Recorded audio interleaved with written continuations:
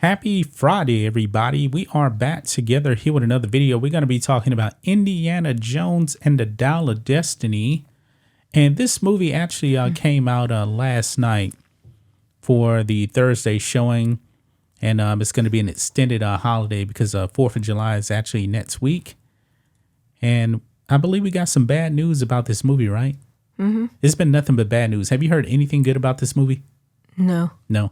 Absolutely nothing. You know, maybe some people like the first 15, 20 minutes of the movie when it's actually a de-age Indiana Jones. But the reviews have been awful for this movie. And you want to know what I think is one of the biggest mistakes that happened with this movie? What? I think that Lucasfilm and Disney actually releasing this at Cannes, the Cannes Movie Festival in France. Mm-hmm. That's when the reviews came out and it was awful. That's when it had like a 50% Rotten Tomatoes score. And I think that really also turned a whole bunch of people off in addition to the trailer being bad. But now that it's out, look at this. And I'm going to show you something also with the flash here. This means nothing here on Rotten Tomatoes. Now the critics have it up at 68% and the audience at 88%. Something is going on fishy with this yet again with the Rotten Tomatoes score because right here, the top critics, though, 55% is rotten. And the audience here, the all audience is at 80, verified audience at 88%. Something fishy is going on. But also look at the flash. Very similar, right? Yeah. 64% right there. Top critics, 50%. So something is going on with Rotten Tomatoes. Rotten Tomatoes has really not been trustworthy ever since Captain Marvel. But here, this is atrocious for this movie here on opening night.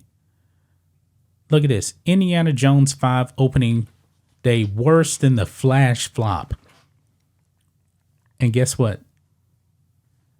This movie costs way more money than the Flash. I think the Flash cost somewhere around $200 million. And I believe the Flash is in its third week and it's only at $217.5 million worldwide. A complete disaster. It's going to lose like $200 million. Man. And Indiana Jones, it only made roughly $6 to $7.5 million on Thursday night. In the Thursday night openings, this can be a telltale sign, especially when you compare it to The Flash.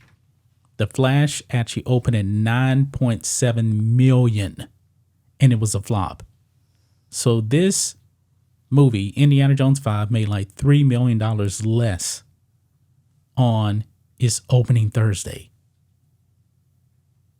Nothing, I believe, is actually going to save this movie at the box office. And the reviews, yeah, not very good. What are your thoughts on this right now? Well, I think I'm going to, if it's out on the streaming service, then I might see it under like The Flash and, this movie. I'm glad that you actually mentioned it because The Flash is bombing so bad that it's already been removed from 1,500 movie theaters right now. And it's going to get removed from movie theaters and come out in like a couple of weeks on streaming already. You know what? I don't understand why, like, on The Flash, they don't, I like the Flash on the TV show. What's his name? Grant Gustin. Yeah. How come he's not in the movie? No, they don't want to. They don't really want to make the TV actor into. Actually, you know what? Ezra Miller's Flash was a Zack Snyder idea. He wanted him to be the Flash, so now it's kind of funny because they got rid of Henry Cavill, but they kept Ezra Miller. Yeah, it doesn't make any sense. But getting back to Indiana Jones here, somebody's going to have to pay the price for this movie when it does flop. Because we're talking about $250 to $300 million loss. And just looking at this right here with the Flash, it actually having, a better Thursday night. And this movie's only at 217.5 million right there. And we know that Indiana Jones was at least 300 million. And it's probably closer to like 350 and probably like another 200 in marketing. So probably all in for like 550 million. This movie probably needs to make close to $1 billion to break even. I'm thinking this movie is probably going to top out. And I'm probably being a little bit generous here. 450 million worldwide. A complete box office disaster. Nobody wants to see this thing because we already know the ending. Newsflash. The ending is terrible. Everybody says the ending is terrible. Even people that like the movie. She knocks out Indiana Jones to save the day. What happened in the other movies? Indiana Jones saved the day. We have been watching George Lucas movies the last 3 nights. We watched Raiders of the Lost Ark and we watched Last Crusade last night. Is there a rumor where like this movie where him and Marion, they're divorced or something? Yeah, they're divorced because he has to be a loser and they kill off his son. It doesn't make sense because in the Raider of Lost Ark, Marion, she was so in love with Indiana Jones, and she was like in love with him at like a young age and got like mad that they didn't like stay together. Yeah, but they got married. They got married in Crystal Skull. It was a happy ending for Indiana Jones. Yeah, and it's just really sad that they end up like having divorce because like to me like in the movie they were like love couples. Despite that Indiana Jones the the Kathleen Kennedy does not like strong male heroes. They put, they didn't make Phoebe Waller-Bridge a love interest in this. She is actually his goddaughter. Now, in every single Indiana Jones movie before that, he had a love interest in the movie.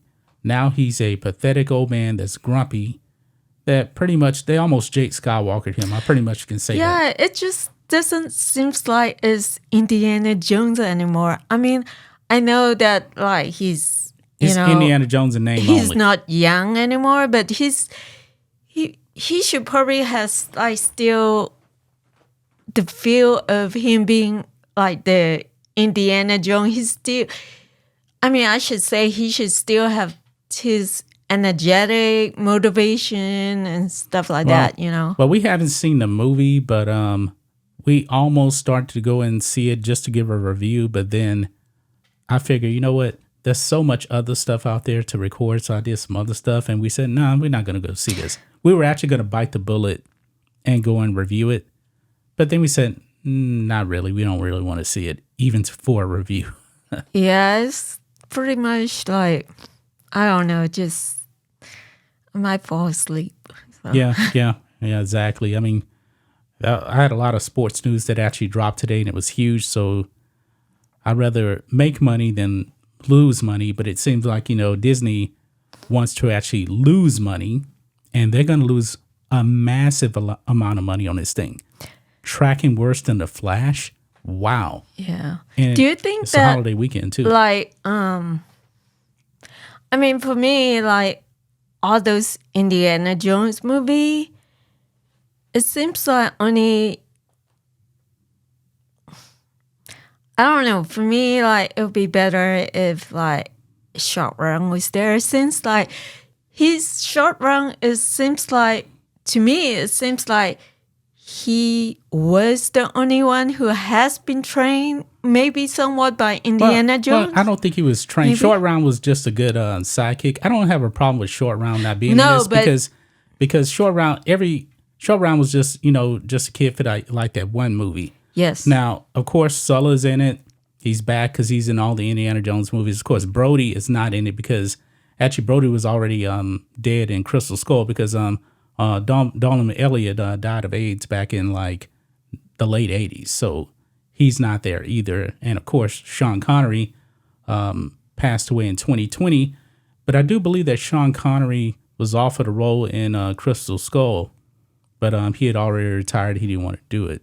So I don't have a problem with Short Round not being in it, but Short Round would have been a better option than Phoebe Waller-Bridge. It will for be. Sure. So, I mean, like, Short Round was like only in the Temple of Doom, but like he was working with Indiana Jones, and it seems like the character Short Round is more like he knows, like he worked his way. I mean, in that Temple of Doom, like he's a kid, but he got captured. Yeah, but then he found his way out and stuff like that. It probably, I mean, he was there for comedy and stuff, but it probably wouldn't have made sense for him to be in it anyway, because time-wise, Temple of Doom actually takes place before Raiders.